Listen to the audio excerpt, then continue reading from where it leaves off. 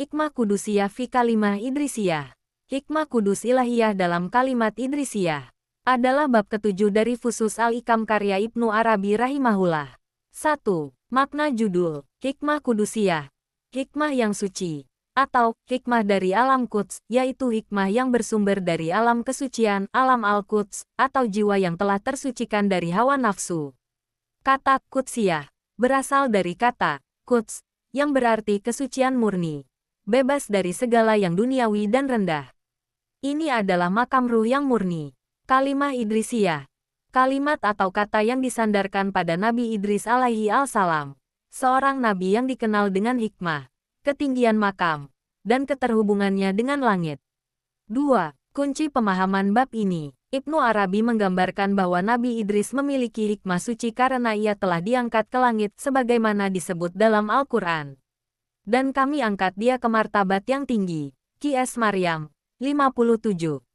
Ini menggambarkan pendakian ruhani, Miraj, menuju kehadiran ilahi dan makam suci. 3. Isi pokok hikmah Qudusiyah. A. Pembersihan diri takdis. Nabi Idris melambangkan manusia yang sudah suci dari segala noda duniawi dan ego. Dalam Fusus, Ibnu Arabi menyiratkan bahwa seorang wali yang mencapai derajat Quds adalah mereka yang berpindah dari kemanusiaan, insaniyah, keruhaniyah, ruhaniyah, dan bahkan ke lahut ilahi. B. Miraj ruhani, pendakian spiritual. Miraj Nabi Idris merupakan lambang dari naik ke alam yang lebih tinggi, ke tingkat kesadaran ilahi. Ini adalah tajali penyingkapan Allah kepada hambanya yang telah bersih dari segala bentuk syahwat, ego, dan kehendak pribadi. C. Rahasia waktu dan pengetahuan kosmik. Ibnu Arabi juga mengaitkan Idris dengan pengetahuan waktu dan bintang-bintang, ilm al-hay'ah wa al-asminah. Dia memahami struktur langit, tanda-tanda kosmis, dan ilmu-ilmu malaikat. Karena itu, Idris disebut sebagai Asyal al-Hikmah al-Ulwiyah, asal mula hikmah langit. 4. Pelajaran dari hikmah Qudusiyah. 1. Kesucian ruhani. Ruh yang telah suci dapat menerima cahaya ilahi, nur ilahi, dan sanggup menembus batas dunia menuju alam ketuhanan. Nabi Idris adalah simbol dari kesucian ruhani tersebut.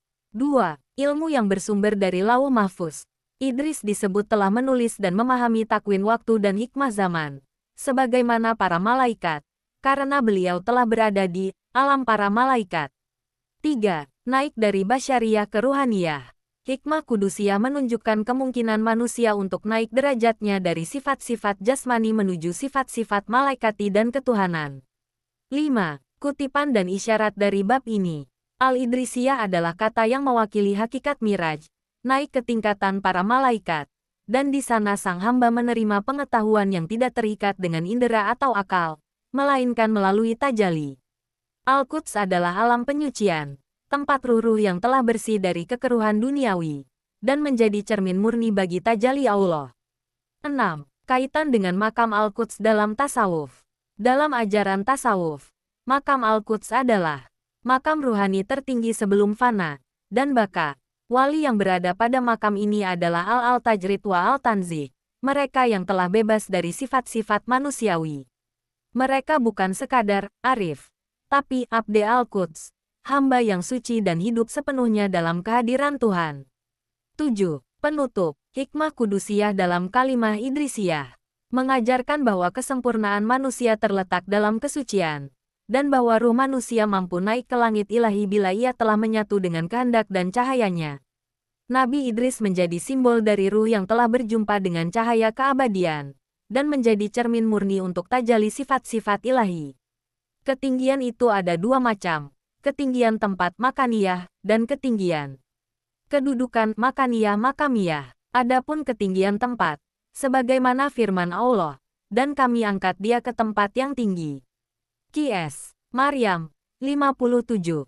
Tempat-tempat langit aflak itu bertingkat-tingkat. Tempat tertinggi adalah tempat berputarnya poros dunia aflak, yaitu orbit matahari, falak Asi Syams, dan di dalamnya terdapat makam ruhaniyah Nabi Idris petik terbalik alaihi salam. Di bawahnya ada 7 falak orbit, dan di atasnya pun ada 7 falak. Orbit matahari ini adalah orbit ke-15. Orbit-orbit yang berada di atasnya antara lain: Falak Al-Ahmar orbit Mars, Falak Mushtari orbit Jupiter, Falak kawan orbit Saturnus. Falak Al-Manazil orbit rumah-rumah bulan. Falak Al-Atlas orbit luar tanpa bintang tetap. Falak Al-Buruj orbit zodiak. Falak Al-Kursi orbit kursi. Dan Falak Al-Arsi orbit Arashi.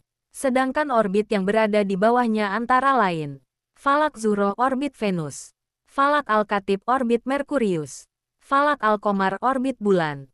Bola eter, bola udara, bola air, dan bola tanah. Karena ia adalah poros aflak, maka ia memiliki ketinggian tempat. Adapun ketinggian kedudukan, itu adalah bagi kita, kaum Muhammad. Allah Ta'ala berfirman, dan kalianlah yang paling tinggi al-a'laun, dan Allah bersama kalian. Qs. Ali Imran 139. Ketinggian ini tidak berkenaan dengan tempat, tetapi tentang kedudukan. Karena jiwa-jiwa orang yang bekerja merasa takut, maka Allah menegaskan, dan Allah bersama kalian, dengan firman-Nya, dan Dia tidak akan menyia-nyiakan amal kalian. Qs. Muhammad 35. Amal itu menuntut tempat, sedangkan ilmu menuntut kedudukan. Maka Allah menggabungkan keduanya bagi kita, ketinggian tempat dengan amal, dan ketinggian kedudukan dengan ilmu. Kemudian, Allah mentanzih menyucikan, dari keserupaan makna, bersama, Maiyah, dengan firman-Nya. Sucikanlah nama Tuhanmu yang maha tinggi Al-A'la. Qs. Al-A'la. 1. Di antara perkara yang paling menakjubkan, bahwa manusia, maksudnya insan kamil, adalah makhluk yang paling tinggi. Namun ketinggian itu tidak dinisbatkan kepadanya secara hakikat, melainkan secara ikut serta tabaan, baik dalam hal tempat maupun kedudukan. Maka tidak ada ketinggian yang mutlak dari dirinya sendiri. Yang benar-benar, Ali, Maha Tinggi, adalah yang tinggi dari sisi tempat maupun kedudukan.